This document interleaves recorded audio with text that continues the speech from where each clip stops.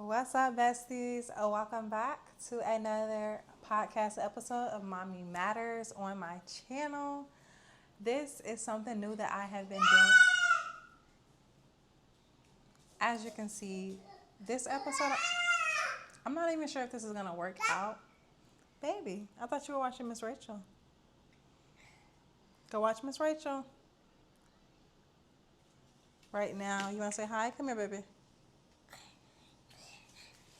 Right now, I have a teething 16-month-old baby girl that I am bargaining with to eat her food every serving. I have to beg and beg and beg for her to eat her food. Let me clean your mouth. So if you're going to turn around, let me clean your mouth. Please leave this alone, baby. Please leave the microphone alone. I'm not sure if this episode is going to work out, but give me about 2 seconds. Let's see if we can get her to go eat her lunch. Her dinner. All right, bye-bye, baby. Get your spoon. Here, get your spoon. Go eat. Go eat.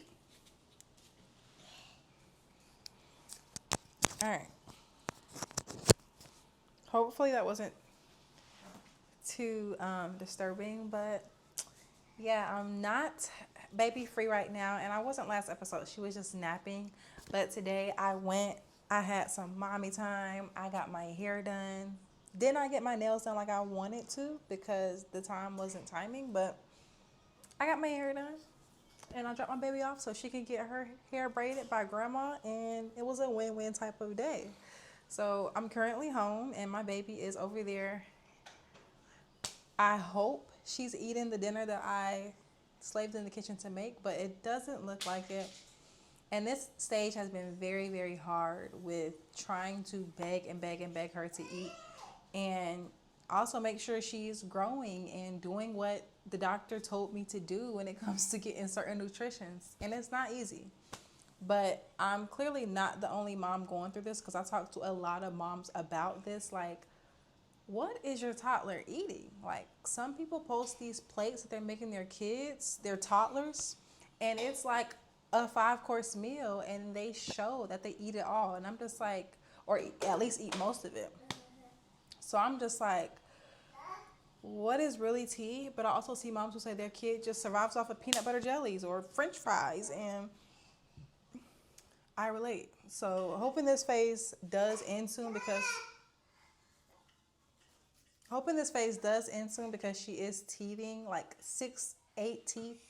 6 to 8 teeth are growing in my baby's mouth right now. So that's a lot of why she's refusing foods and just not really eating. So pray for me and pray for my baby to continue eating nutritious meals. But the whole reason why we are here today is because I will be talking about my first. Gotta fix Miss Rachel. Here, let's go back to the table. Come on. Come on, we gotta sit down. If you're watching Miss Rachel, you're eating. That's the only reason I put this on, so mom can film this video. That's the only reason. Other than that, mom does not let you eat and watch TV. Sit down. The main reason we're here today is because I'll be sharing one of the best moments of my life, which was giving birth to my baby girl and becoming a mom officially. Now, my journey of becoming a mom was very unique. It was not what I ever imagined it to be. I just thought that I would be a mom when I did what I needed to do at the snap of a finger, and it 100% did not work like that. So I will kind of go more into depth of my journey of becoming a mom, but today we're focusing on the birth, okay? I have so much to say about this because there's mamas pregnant every day. There's a mom right now watching this, watching videos about their birthing experience, watching videos about ways to give birth, mindsets to have, and this is the video you need to watch, because one thing about it, I'm going to empower you. I'm going to educate you, and I'm going to tell my experience the most realest way I can, okay? So, if you would like to see my journey, there's my baby picking up the camera. Baby, thank you. So, like I was saying, it was a very unique experience for me. I am going to say, heading up to my birth, y'all, You could not have you could not have told me anything about giving birth because I researched and researched all throughout my pregnancy. Even before I had my baby, I was one of those people that was looking online, watching videos of other people having babies, and I was not even pregnant, okay? Just because I knew that I was gonna go through that because that was one of my dreams to have a baby, okay? And honestly, as I got pregnant, I knew for sure that I wanted a birth plan. And a birth plan is basically where you just plan out every part of your birth from when you're in early labor, what you want to be done, when you get to the hospital, what medications you're willing to take, what forms of pain management you want, whether it's essential oils, whether it's epidural, whether it's like water therapy in the water. There was so many options, and I just wanted to make sure that I was prepared when it came to that because I wanted to be in control. Thank you for bringing my phone, baby. If there was anything I wanted for my birth, is I wanted to be in control. I saw so many labor and delivery videos. You want some monkeys? I think you want monkeys. Here's Muckamuckas. I saw so many labor and delivery videos. Sorry, y'all. My baby's nursing, y'all. This is just the realistic edition of this podcast, okay? Mommy matters. So guess what? It matters that I film this in my conditions right now, okay? Dada is not home. So I wanted to be in control of my birth. Granted, God was in control. That's why I wanted to take the wheel in every situation. But I did not want to give the power or give the decisions to the doctors and, just have them make every decision for my birth when I could educate myself and look at the different pain management techniques, look at the different ways to dilate more and to have the baby push down on my cervix more. Like, I was not playing, okay? So I spent a lot of my time before my birth, which was like the last few months, them educational videos on TikTok and on YouTube about birthing and having a positive experience. I would not even dare watch a video that was giving me a negative outlook on birth, basically, aka it was the worst experience I ever had. I came in, that pain was unbearable. Like, I could not take it. Like, I immediately got the epidural. Like, I don't want to feel this. It was the worst thing I ever did. All of that outlook, or the outlook of I was traumatized from my birth. I came in, they did this, which granted, yes, that stuff probably did happen. But that is not something that you want to watch and put into your subconscious and put into your mind when you're about to go through one of the most pivotal, important, symbolic, like blessed times of your life. You don't want to do that. It's kind of like, I don't know, like, don't put those negative thoughts in your mind when you're about to go through the most important and when you're about to go through a big challenge like giving birth. It's all a mind thing. So you put good things into your mind. You put positivity into your mind. You have faith in God that He is going to be with you throughout this whole birthing process and that this pain is for a reason. It's for a better cause. Then it's a way better outlook. So that's what I did. I did not even want to listen to anybody giving me negative outlooks on birth, which of course I got that from family, from friends, from coworkers. They all give their outlook on birth and they just willingly tell you their birthing experience, even though you didn't ask. And it's just like, I don't need that energy right now, okay? I honestly don't want to hear that, okay? If you're not saying anything positive about giving birth, which you should because you got one of the most beautiful things out of it, which is a child, it's like a lot of people did not have anything good to say about birth, which granted, it is a tough situation, but you don't want to scare somebody that is about to give birth by telling them the worst parts of it. How about you tell me the best parts of it? When your baby came out, how did you feel? When you found out you were in labor? How did you feel? Were you excited? What were the parts that were not unbearable? How did you manage it? People always resort to just telling the worst parts of labor, and it's just like, Mama, can you put on the side? My baby's teething, so she just wants her mugga. And Mama understands that. Hold on. I know that's right.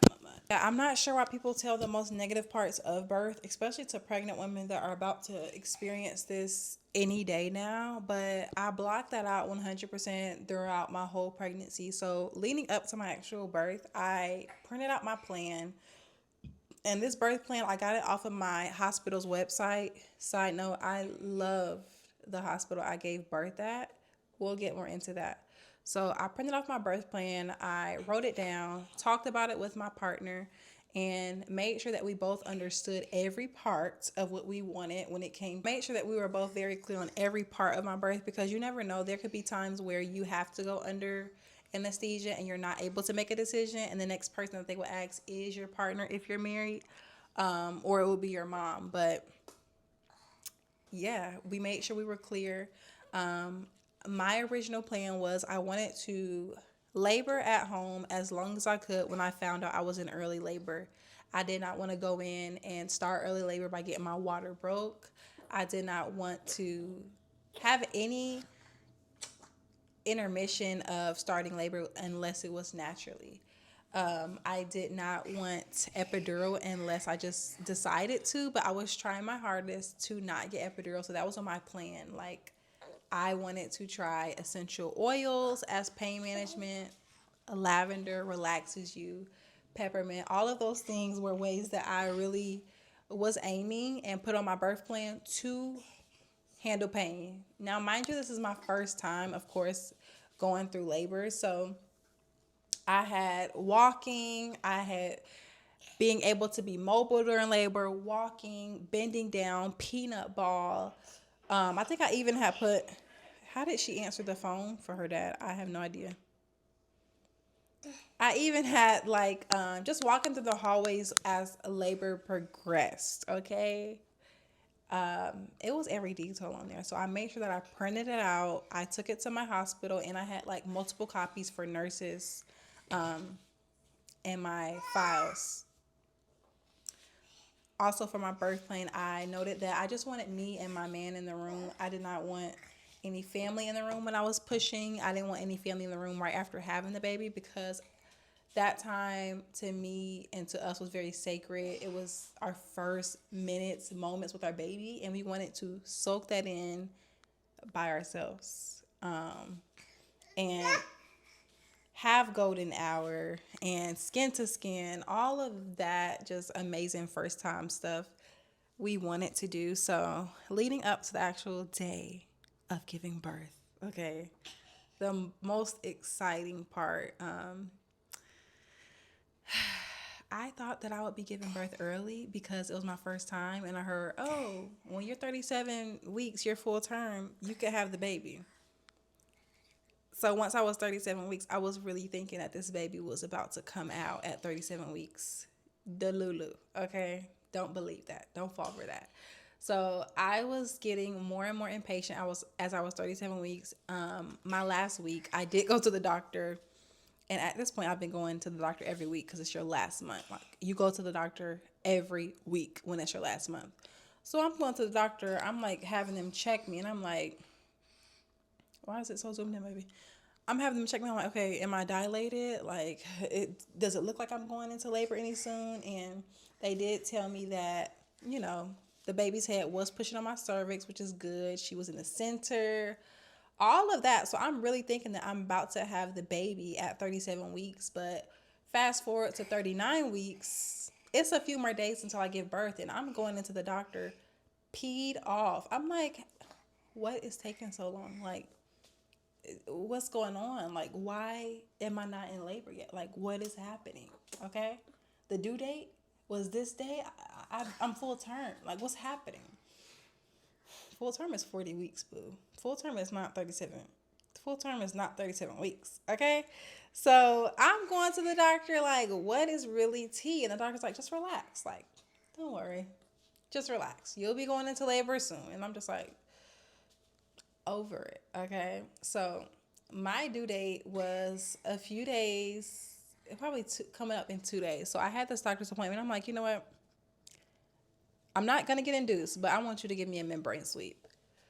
And at that point, I think the doctor had already told me I was 3 centimeters before I got the membrane sweep. So, but I was already 3 centimeters, but it was nothing progressing. So I told the doctor to give me a membrane sweep just because I was getting impatient, and 100% things were progressing because I was at 3 centimeters and I did not know it.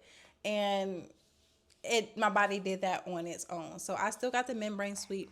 And this is the day before my due date, okay?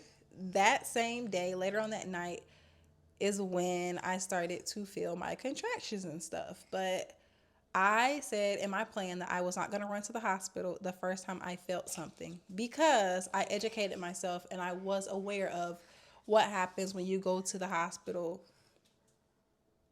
before, before your water breaks, and also before you're really dilated. They're going to induce you. They're going to intervene. I wanted as less interventions as possible, and I wanted to sit back and let my body labor on its own in the early stages. So I slept that night as much as I could, and my doctor had told me after she did the membrane sweep yesterday, she was like, come into the hospital at like 3 a.m. or something like that. And I was like, oh yeah, I'm going to do it. She's like, come into the hospital at 3 a.m. I'm going to be here. I'll be leaving at like 7 a.m. So I need you here at 3 a.m. I was like, okay. She's like, you're already dilated. You're 3 centimeters. And this membrane sweep is going to put you into labor. So I was like, okay, I am. Did not come in at 3 a.m. I did not. Yes, I told her that, but I know their tricks, okay? I know. I'm not saying they're going to do something bad, but I'm just saying, like, I was fine. I was in labor. My body was doing what it needed to do, okay? Is it painful a little bit? Yes, but honestly, if you ask me, it was honestly not that painful when I was at home, and in the morning, it wasn't painful. I was feeling contractions, but it was honestly bearable. So we woke up and we decided that we were going to go get brunch and then go to the hospital. My doctor said 3 a.m., but I'm going to come like 11 a.m. Like, what's tea? I'm doing fine. I'm good, okay? Not in super pain, and I'm still having contractions, which was good. That's what I meant to say. If you went in before your contractions were 5 minutes apart, then that's where they definitely can intervene or just send you home and say, yeah, it's too early. So I was tracking my contractions that whole night after the membrane sweep. And 100% that morning when we decided to go to brunch, those contractions were definitely 5 minutes or less apart and very consistent. So, you okay, Bubba? Want to come to mama? Come to mommy. Come to mommy. Come to mommy. You still watching your Sesame? I do not let my baby watch this much television, but I'm letting her do it so I can film this podcast video. And, the camera's focusing on her and it's focusing on me. Got the mama. We were like, all right, where are we going to eat for brunch? We'll go to the hospital afterwards. My fiance was like, let's go to some brunch spot that had like eggs and bacon, but my entire pregnancy, my craving was burgers. Like, if there was anything I wanted to eat, it was a nice beef burger with like bacon, lettuce, red onion, barbecue sauce. Like, that was my craving. So it was like 11 or 12 in the afternoon, and I said that I wanted Bad Daddy's burgers. Like, that's what I wanted. So we did start driving towards Bad Daddy's burgers, and that was 2 minutes from my hospital that I was supposed to be going to. And the reason I chose that place was because, one, it's a burger, and two, the hospital's right next door. So after we eat the burger, I can check myself into the hospital. So we go to the Bad Daddy's burger spot, and I think it was God that led me to want to go to that spot because it was right by the hospital, and I just had a feeling. Well, I'm not going to say I had a feeling to go to someplace close to the hospital because I might go into labor, but I honestly think that is why. I was like, let's go to somewhere close to the hospital. My fiance was trying to go to somewhere close to the house, which is like 30, 40 minutes from the hospital. So I'm like, no, I want a burger, and that burger spot is right outside the hospital, so let's go there. We drive there. We get there. I'm literally vlogging. If you did not see this vlog on my channel, my birth vlog, go and watch that after this. But I'm vlogging. I'm walking in like big, pregnant, due date. Today is due date, okay? I'm walking in like, oh, about to go get this burger, then we're checking into the hospital. We walk through the doors of Bad Daddy's Burgers. We stand at the host stand for probably not even 2 seconds. It's this black mat under me. You know, where you dry your feet off at the host stand. There's a black mat under me. And the water just starts falling out of me. Like, I literally look down. I'm like, what do I do? Like, I know my water did not just break as soon as we got to this spot, and it 100% did break. And it 100% did break. I'm looking at my fiance. He's looking at me. I'm looking down at the floor and how this water is not stopping, while also looking at all these people eating. And he's like, go to the bathroom. The walk to the bathroom looked so far, and I would be walking past people's tables with a whole river coming out. I said, no, I'm just going to go to the car. So I turn around and I go to the car. The car's like right outside the door. So I walk to the car and I'm like, still get my burger. I'm not leaving until you get this burger, okay? I'm not going into that hospital hungry. Like, I need to eat today, and I want this burger from Bad Daddy. So I'm like, get the burger, get it to go, and I'll sit in the car. So I walked to the car with water just flowing out of me. I had this like long summer dress on, like this gray fitted summer dress on. And baby, stop. She likes to play with the other nipple while she eats, which can be overstimulating for me sometimes, but I love my baby, so I duke it out. I duke it out, right? But walk back to the car with my water broken, and I'm just sitting in the car waiting for him, vlogging. As these minutes are going by, more and more water starts coming out, and I was not prepared in that sense because we have leather seats and the water is flowing out as I'm sitting into the seat, like puddles is under me.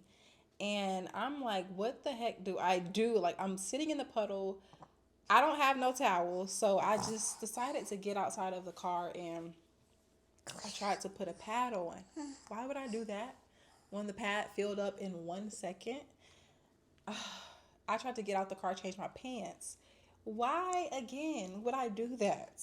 This water was not stopping. The water was not going anywhere, okay? So I literally, like, that experience of my water breaking on its own was so magical. Hey, Baba. Come on, kiss.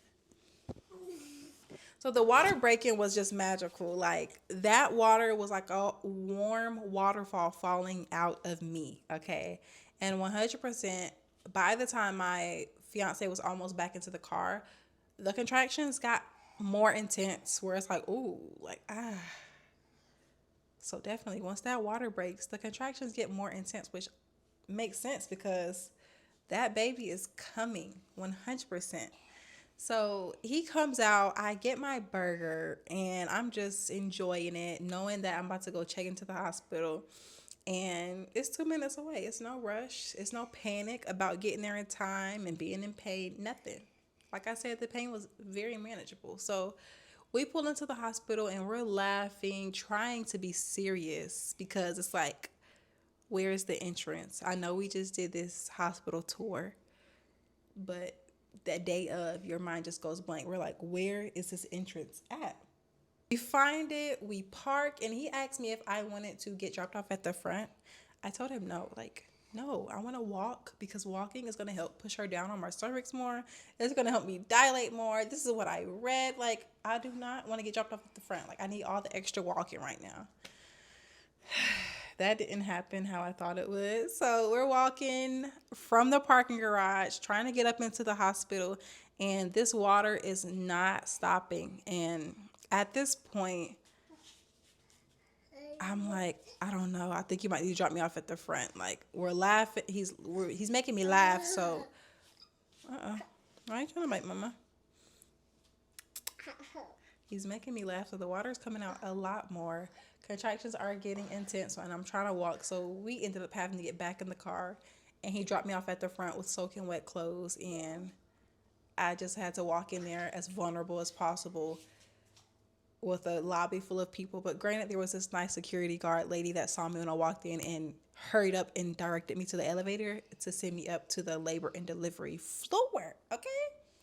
And I'm checking in without my fiance as he's parking the car, and she gets my information. She asks me like what's going on, and she gives me a bracelet, and she just tells me to wait. So we are sitting and we're waiting. Well, I'm standing up, bent over on a rail, just because that position really felt better, like releasing the pressure off of my back because you're bent over. It just felt better and manageable, and I also educated